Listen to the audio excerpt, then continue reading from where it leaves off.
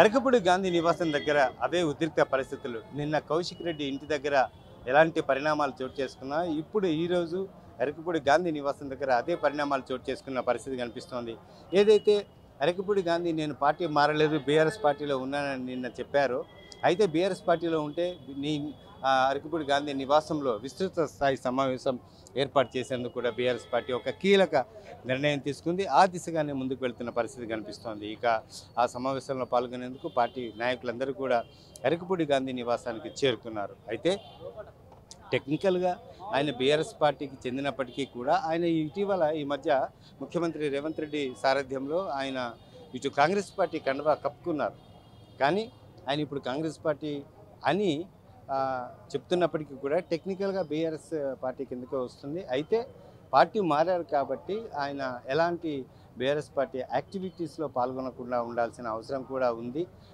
కాబట్టి ఈ BRS party నాయకులు మాత్రం ఆయన బీఆర్ఎస్ పార్టీకి సంబంధించి ఉంటే కనుక ఆయన నివాసంలో పార్టీ కార్యక్రమాన్ని నిర్వహించుకోవడానికి ఏంటి ఆయనకు అభ్యంతరం అనే ప్రశ్నను సంధిస్తున్న పరిస్థితి అయితే కనిపిస్తోంది.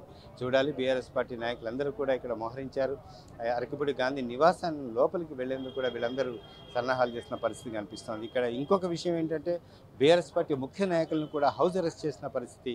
వాళ్ళందరూ ఇక్కడికి వస్తే మరింత ఉద్రిక్త పరిస్థితులు తలెత్తే అవకాశం ఉందని చెప్పి కూడా ఇటు షంబీపూర్ రాజు కానీ, హరీష్ రావు కానీ, ఇతర ముఖ్య నాయకులందరినీ కూడా ఎక్కడికక్కడ గృహ నిర్బంధం చేసిన పరిస్థితి అయితే కనిపిస్తోంది.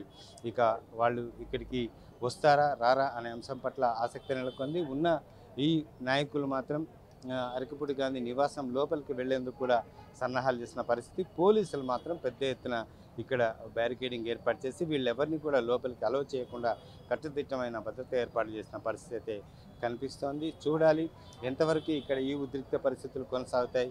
మనం చూసాం నిన్న కేశంపల్లి పోలీస్ స్టేషన్లో హరీష్ రావుని అర్ధరాత్రి వరకు కూడా అక్కడే స్టేషన్లో ఉంచిన పరిస్థితి. ఆయన నేరుగా భారీ కాన్వాయ్తో హైదరాబాద్ వచ్చిన పరిస్థితి కూడా మనం చూసాం. చూడాలి ఈ పరిస్థితి ఇక్కడ ఎంతవరకు కొనసాగుతుంది. బీఆర్ఎస్ పార్టీ నాయకులు ఏమంటారు? వాళ్ళని అరెస్ట్ చేస్తారా, లేకపోతే లోపలికి అలౌ చేస్తారా, లేకపోతే పార్టీ ఆఫీస్ తరలిస్తారా? ఈ అంశాల పట్ల మాత్రం ఆసక్తి నెలకొంది. ప్రస్తుతానికి ఇటు అరకపూడి గాంధీ నివాసం దగ్గర ఉద్రిక్త పరిస్థితులు చోటు చేసుకున్నాయని చెప్పవచ్చు. కెమెరా పర్సన్ రాజాతో హరికృష్ణ, వన్ ఇండియా తెలుగు, హైదరాబాద్.